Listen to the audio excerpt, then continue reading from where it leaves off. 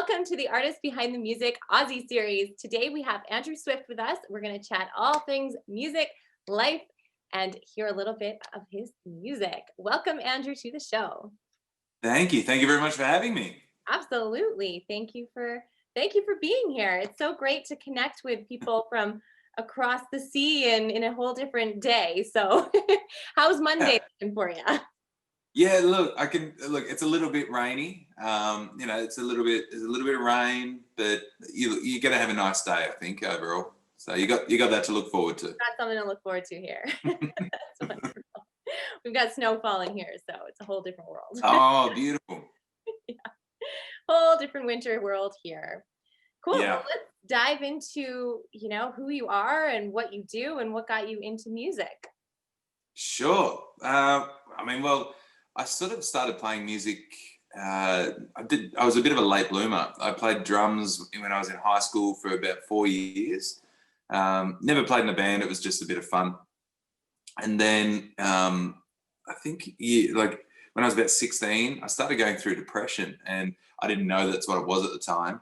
And I was on a school camp, and there were some kids there who had a guitar, and they showed me how to play Summer Lovin' from Greece and Sweet Home Alabama. They were the first two things I learned how to play on guitar, but it was enough for me to show an interest in it, and I just got totally involved in it. And I didn't realize it was doing was giving me goals to set myself and a way to express myself. And it was almost like a form of therapy. I'd come home from school, sit in my room for 4 hours a day, learning songs and coming out. I'd just come out and sing songs to the family, and some family members would tell me I was ruining the song, but it's fine. I eventually got there. Yeah. But that really sort of, I gravitated to it because it was a form of therapy. And then a year later, I had my first gig, and I haven't looked back. Yet. I wouldn't say that's a late bloomer. 16? 16, yeah. 16 is when I first picked up a guitar. I think that's in life. Well, it's a late bloomer compared to a lot of people. Like, there were people at school who'd been playing since they were like 8, and I often see young artists coming through in Australia here, and they're younger than 16, and they've got produced music, and they started 10 years. They've been playing. Oh yeah, I've been playing for 10 years. I'm like, what? Since you were 6? Like, come on. So, yeah. That's true. Hey, it's so interesting just to watch younger artists come up with. I think because we have so much access to technology now, that it's so much easier to create bigger things as a younger person. Yeah. Right? Yeah, for sure. I remember getting on the internet. It was like dial-up. Like, it wasn't. Yeah, I remember hitting connect, and then you'd have to come back in 5 minutes and hope that it had connected, Or hope no one calls so your internet doesn't. Yeah, yeah, someone would call you and get cut off. Yeah.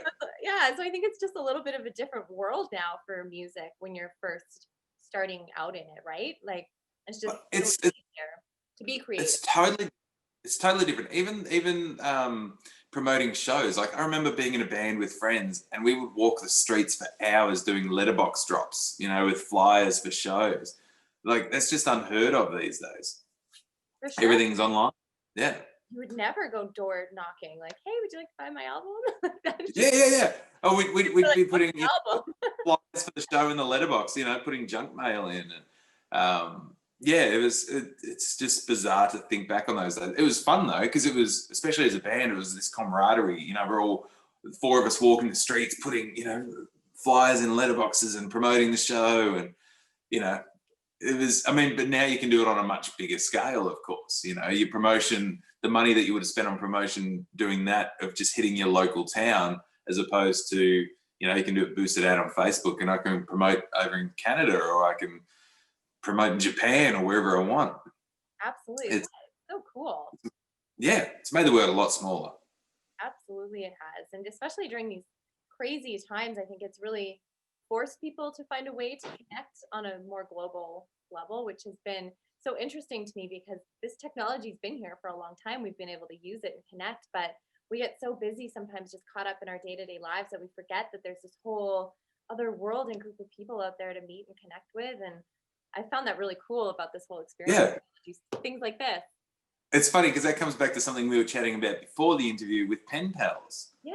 And I was saying I had a pen pal in Calgary when I was, you know, in my early teens. And we were like, how did we meet those pen pals? Like, how did you, and we're trying to remember on how you connect with those people initially. Yeah. So, but pen pals are a thing of the past, surely. I know. I would love a pen pal right now, just to like send a little handwritten note. There's something about pen to paper that I love. Here's a Yeah, photo. Here's or a postcard or something like that. You know what? Maybe I'm gonna yeah, start a pen pal club. yeah, that's it. Yeah, old Our school. friend. I like it. Or you'd go out and meet people and you'd be like, oh, what's your address so I can mail you something? Not what's your email Yeah, address, right? yeah, and it was, and you know, and it was always exciting to get something in the letterbox. Whereas these days, unless you ordered it from, you know, online somewhere, it's either that or a bill. Yep, So totally, yeah, totally. I can't remember the last time I received a letter, so I'm gonna make it a thing.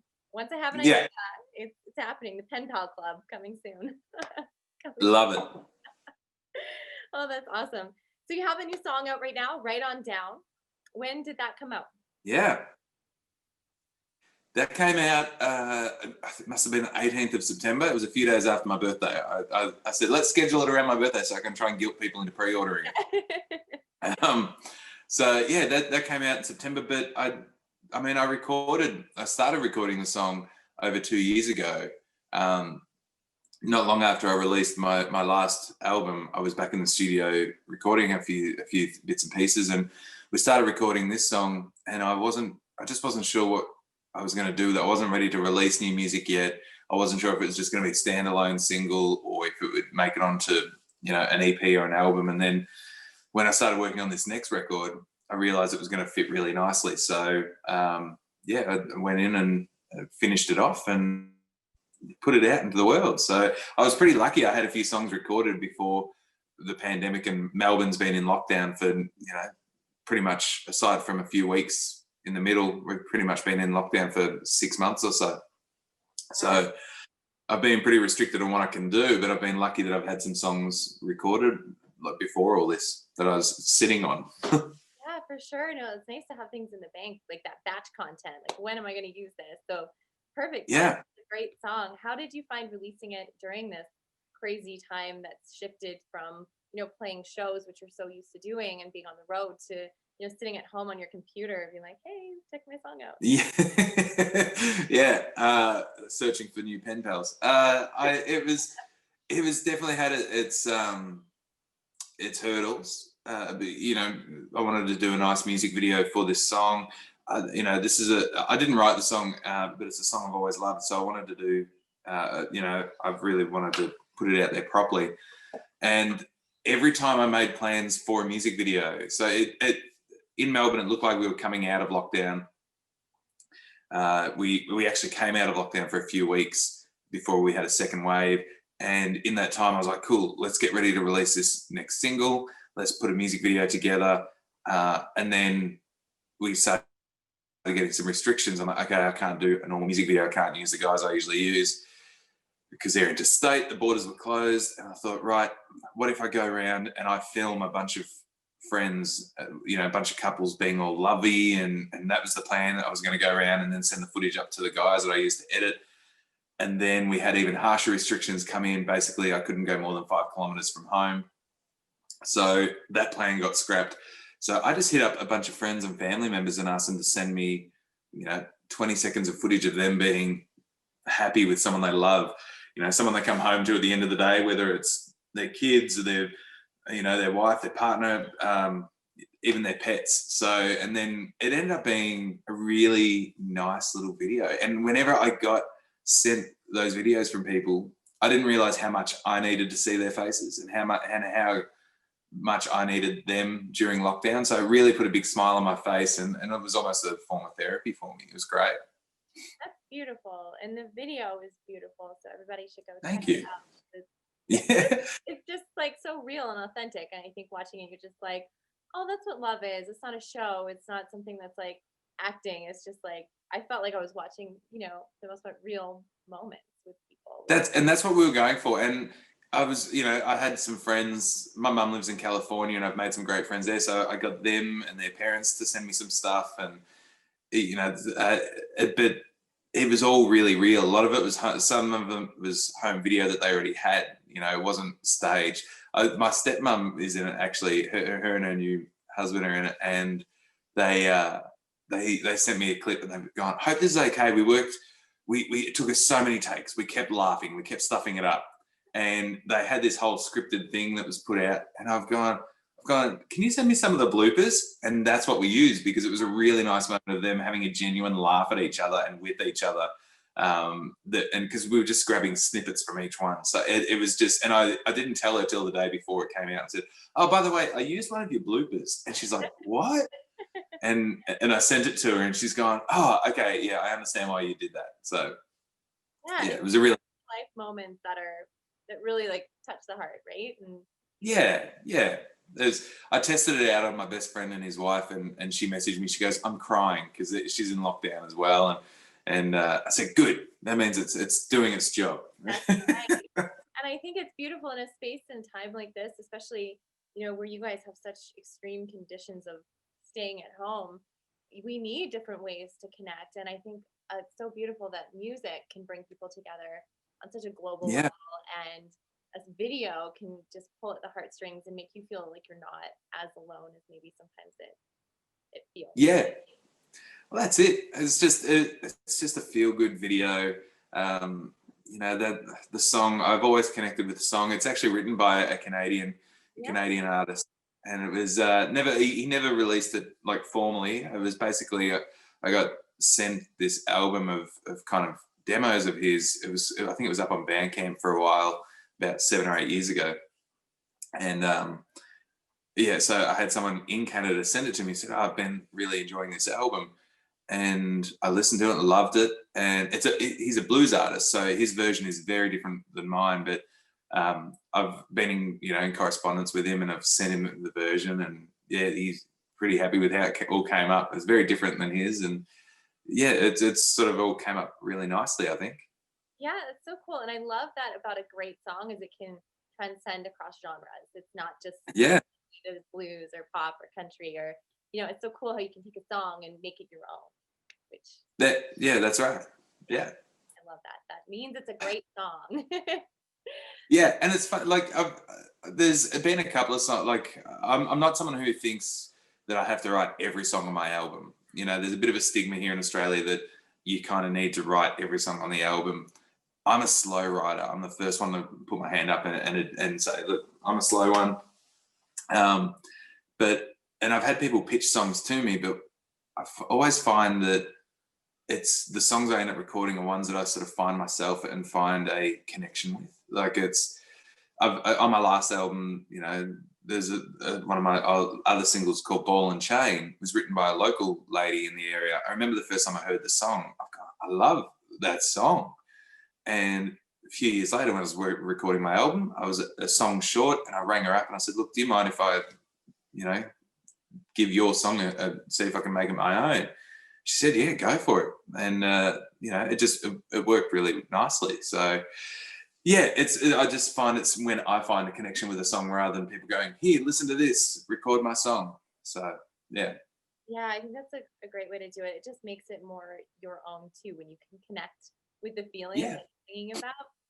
And it's interesting too, like different phases of our musical journeys. I think we're dealing with different things. So different songs come up at different times. Like maybe the song that you just released 7 years ago when you first heard it wasn't the time for you. And so music just is timeless, right? That's it.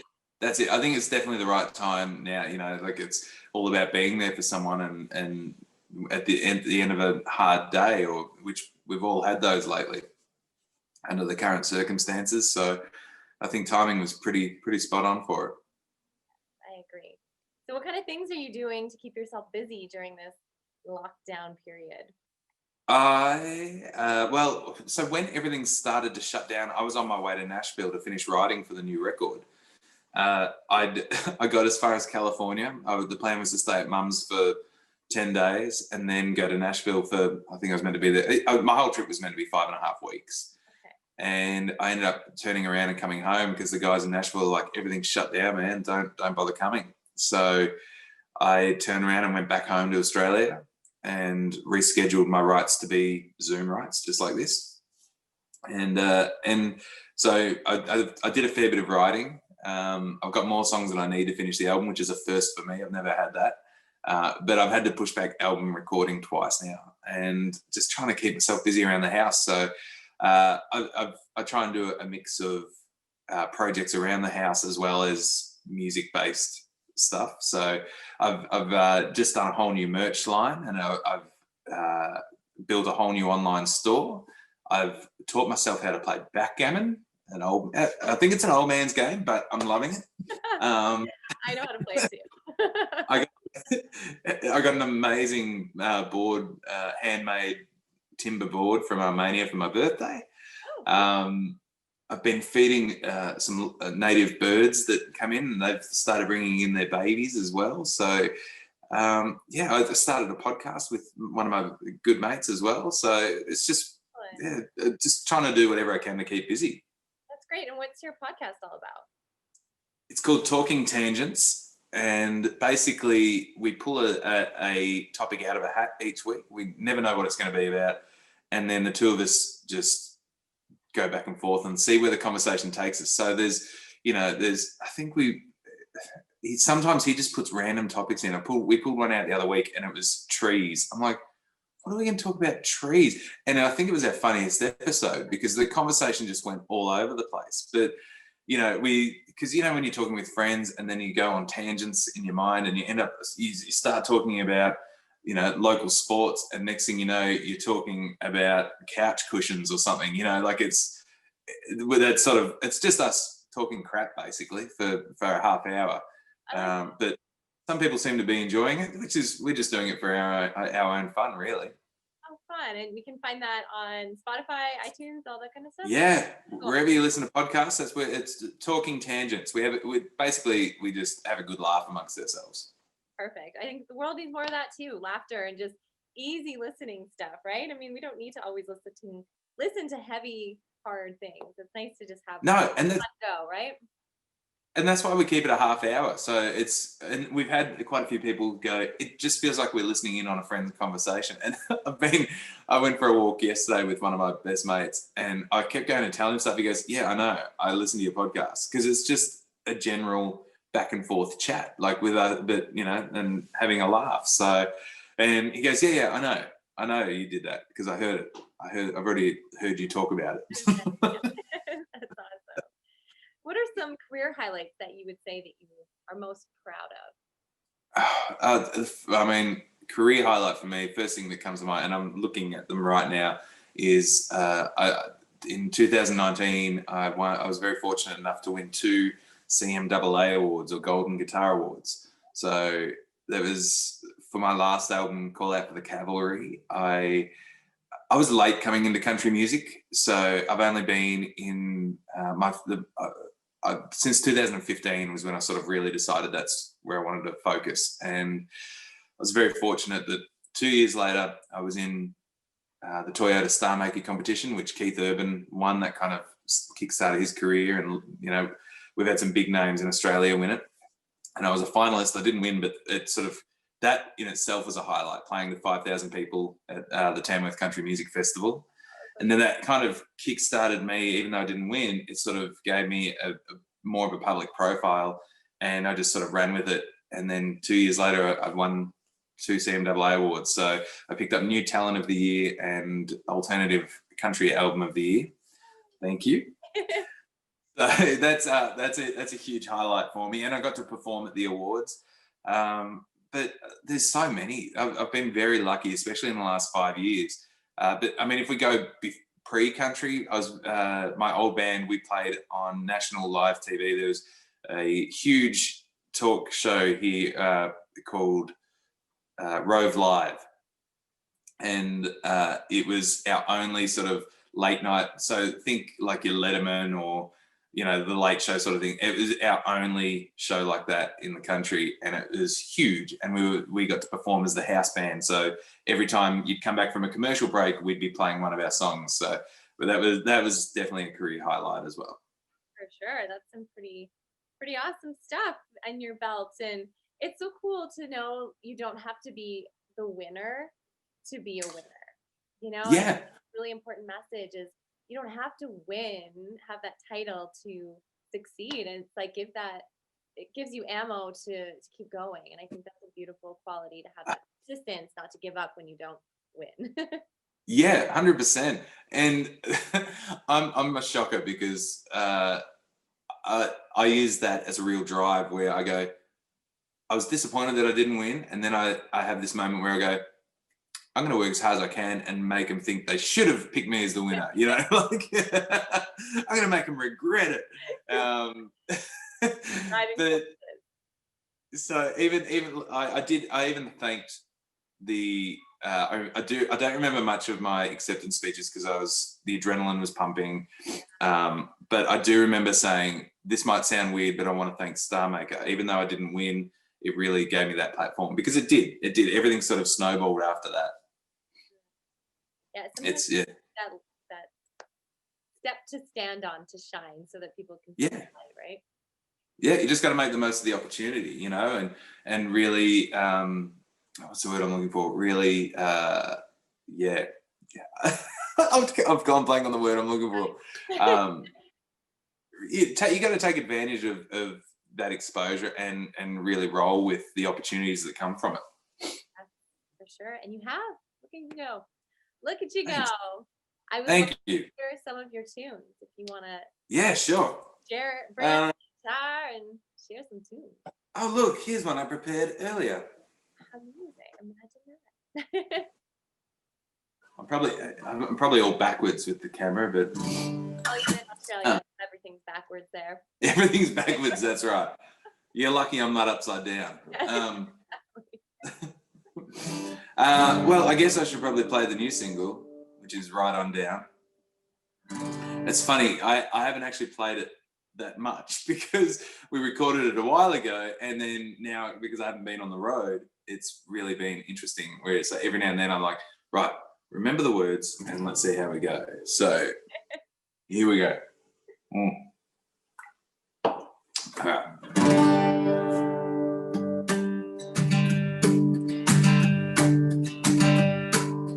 Locomotive sweat for a locomotive day. Locomotive pressure makes your hair all gray. Come on to me and I can hear your mind. Come on to me and I can make you smile. Gotta work for money, yeah, you gotta work for pay. Gotta work your things, so you got a place to stay. Come on to me and I can fix your heart. Come on to me and I can do my part. Bring it all right down, baby. Bring it all right on down. Bring it all right down, baby. Won't you bring it all right on down? Take off your makeup, take off your shoes, take off your load and tell me all your bad news. Come on to me and I can touch your face. Come on to me and I can save your day. Talk about your morning, talk about your job. Talk about your boss and tell me he's a slob. But come on to me and I can have you all. Come on to me and I can break your fall. Bring it all right down, baby. Bring it all right on down. Bring it all right down, baby. Won't you bring it all right on down?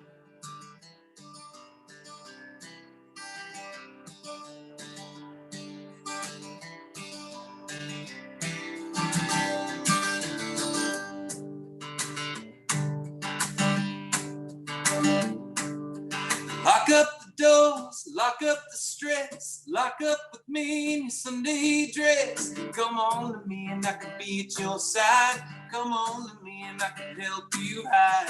Throw away the watch, yeah, throw away the phone. Throw away the anchors so we can be alone. Come on to me and I can have your hand.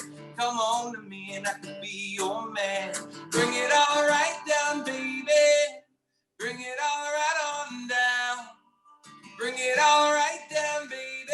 Won't you bring it all right on down? Bring it all right down, baby. Bring it all right on down. Bring it all right down, baby. Won't you bring it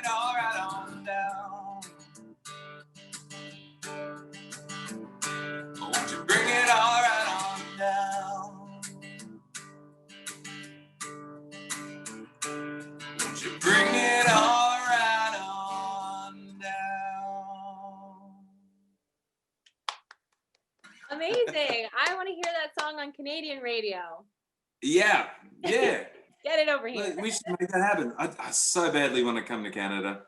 I've only been over there to do to do that cruise up through Alaska from Vancouver. Oh yeah. How was that? Vancouver, yeah. It was amazing. It was. I don't know that I'd do a cruise again. I'm someone who prefers to see off the beaten track type stuff. Right, and cruises are very not that. No, but it was a great experience. Like, you know, I got to see some black bears and in the wild and plenty of whales and all the jumping salmon and stuff. And I actually made really good friends with a couple from Calgary, and they've been telling me ever since that I need to come and visit. I think I pretty much became best friends with their little boy at the time. We'd sit with them every night at dinner, and yeah, it's just, you meet some great people that way, and we stay in touch. We follow each other on socials, and yeah. I need to come to Calgary. You do. Well, you're welcome anytime. As soon as the flights start flying.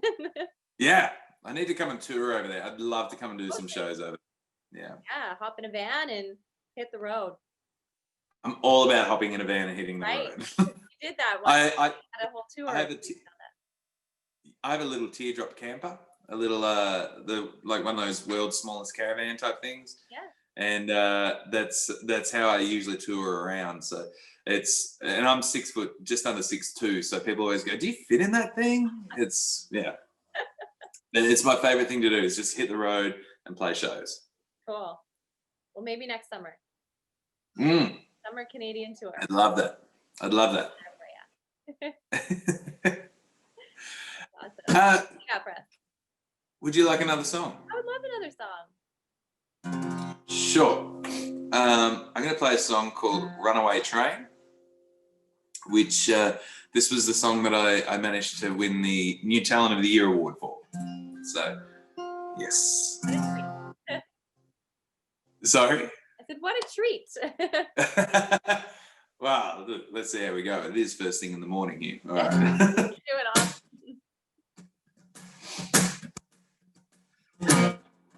Runaway train on a dead-end line. There's work on the tracks, but it's gonna take time. The engine's full of coal and burning bright, but the driver's passed out on moonshine. Ain't nobody gonna blow that whistle, no way, no how.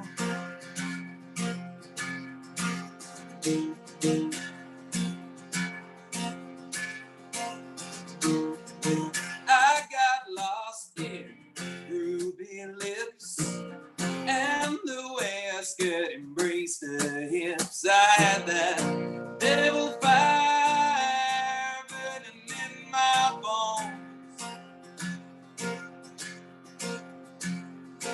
Lord have mercy on me and save my soul.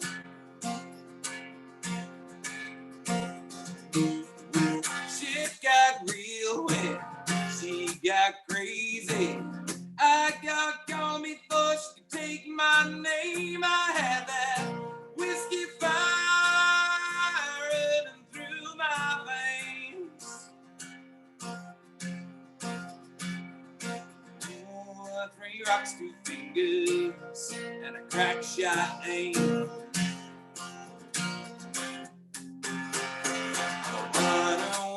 Train on a dead-end line. There's work on the tracks, but it's gonna take time. The engine's full of coal and burning bright, but the driver's passed out on moonshine. Ain't nobody gonna blow that whistle, no way, no how. Mama cried, Daddy raved, shotgun wedding couldn't make me stay. I had that engine fire burning red hot coals. Lord can't help me none, can't save my soul.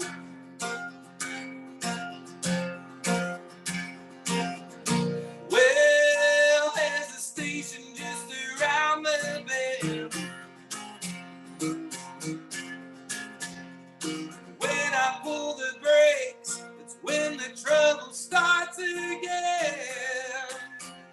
Hey.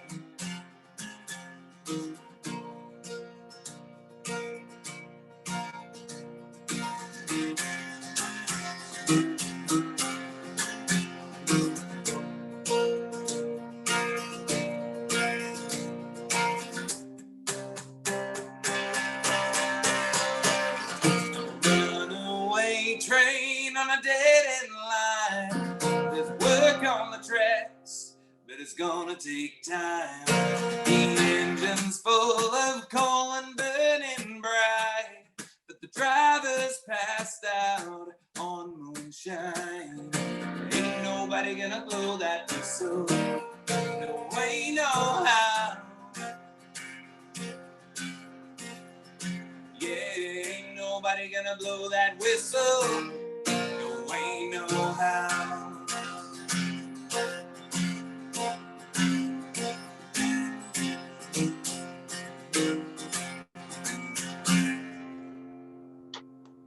Yeah. I love that song too. So good. Thank you very much. The whole time. It was great. Yeah. It's a bit of a fun one to clap along to. It's it's always fun to pull out at a show. Actually, somebody messaged me once before a show, the day before, and she said, Andrew, I just want to let you know that kids and I love singing along to your song Runaway Train in the car, and every time you sing Ain't Nobody Gonna Blow That Whistle, we go toot toot. I'm like, oh, that's fun. I said that's a whole lot of fun. And then autocorrect took over, and it was amazing. She sent the following message, said, so if you hear anyone rooting in the audience tomorrow night, it's just me out of habit. Now, I don't know if you guys use the same term for rooting as we do. I know what you're talking about. Yeah. So it was pretty funny, and I read it out at the show as well. So just to impress. That's awesome. Oh, I love it. Great songs, great energy. You've got a great tone in your voice and pitch. It's bang on. It's perfect. Thank you very much. Yeah. Thank you. Great. Worthy of the award. So wonderful. Thank you. Appreciate it. Absolutely. Yeah. I'll ask you one more question today. What would one piece of advice you'd like to share with the world be? With the world or with the world? Some worldly wisdom. Don't be a dickhead. One piece of advice that I've always given to younger artists is stay humble. Never think you know it all. You be willing to keep learning, because you never, like, the moment you think you know everything is the moment you start going downhill. Like, you need to be willing to continue learning and progressing, because I mean, as we were talking about, the world progresses. We're talking about the technology these days. So, but even in the industry, like, you can never think you know it all. And just stay humble, I guess. Yeah. I'm not really much of an advice giver. No, that's bang on though, because the moment we stop learning is when we stop growing, and then that's when life stops. So yeah, keep learning. I think that's great advice. Well, that first thing I said, that first bit of advice about not being a dickhead, that's actually Bill Chambers, Casey Chambers' dad said that. That's famously his line. So it was stolen. Well, you credited well. Yeah, I gotta pay credit where it's due. That's right. Oh, that's awesome. Well, thanks so much, Andrew, for hopping on the series and chatting with me today. I look forward to hearing the rest of your finished album, whenever that may be. We will look forward to that. Me too. Well, thank you very much for having me. It's been a pleasure. Absolutely. Thanks so much.